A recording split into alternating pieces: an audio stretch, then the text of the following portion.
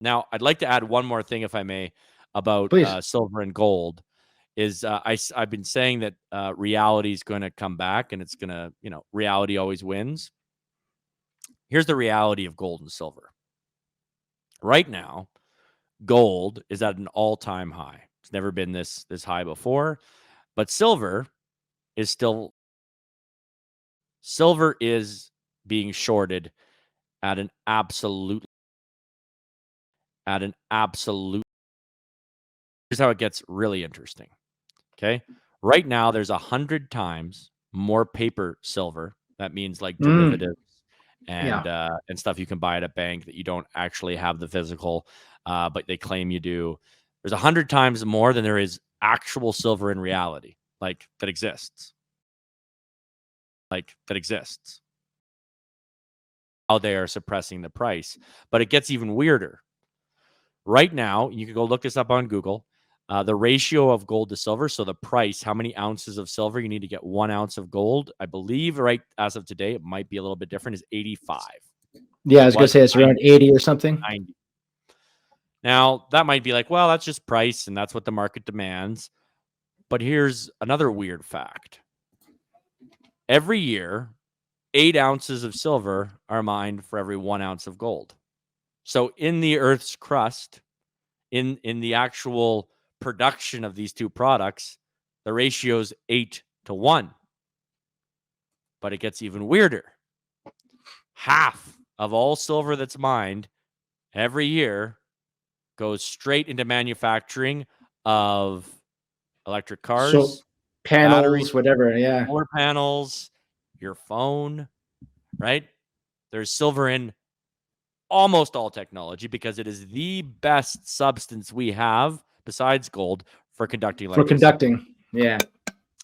So if the reality is that and I don't know the exact ratio in the crust of the earth, like actually how much silver and gold are in the crust of the earth, but the mining reality is 8-1.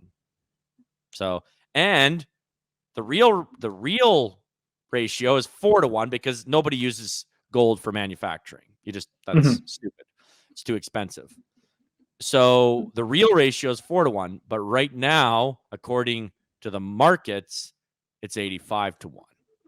I think we have a generational opportunity as investors, let's call it, as people who want to protect our wealth, because I think that ratio is going to go up at least to 20-1. And you think so? Yes, that's a 400% increase. And people say, oh, that's crazy. But in 2008, silver went up 250%. Before that, it went up a few thousand%. In the last time it went. So I think you're going to see a huge spike. But even more importantly, let's say it never goes up really. Inevitably, money's going to become worth less and less. Silver's not going down from where it is right now. That's right.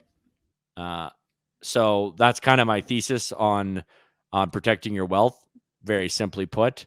We are going to be doing a tour across Alberta, 5-stop tour, where we tell people these things. Brett Oland from Bow Valley Credit Union will be joining us to talk about how you can protect your money. I'm going to be bringing in an expert on gold and silver to talk about how you can protect your money that way, and an expert on Bitcoin. And they're going to have a panel and just talk about money and how you can protect it. They're not going to be allowed to sell their products. It's not going to be an opportunity for people to buy what they're selling. It's just going to be educational. And I just want to do that because I think what's coming, and even the RCMP are talking about the economic ruin that is coming upon us. That article came out yesterday in the National Post. It was a leaked document from the RCMP saying that the next 5 years are going to be very bad economically for Canada. I think if we're going to protect your wealth, I wouldn't be keeping it in Canadian dollars or even American dollars. Keep it in something that is either going to go up in value, like land, all of those things are going to go. I don't think they're going to go up in value, though. That's the thing. I saw a chart the other day. It said 600, I believe it was in 2016. Now, I'm going to get these days wrong, but the concept will be there. In 2016, it cost 660 Bitcoin to buy a house.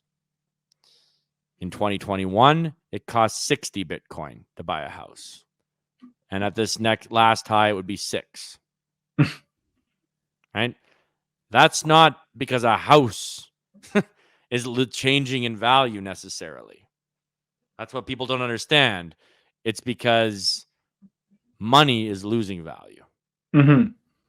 That's the with all these things these assets you're talking about, whether it be metals or Bitcoin, like you have your fluctuations here and there, but over time, it's the gradual increase. There's a saying in the Bitcoin community: when in doubt, zoom out. If you look at the graphs, I think that's pretty wise. And the president of El Salvador is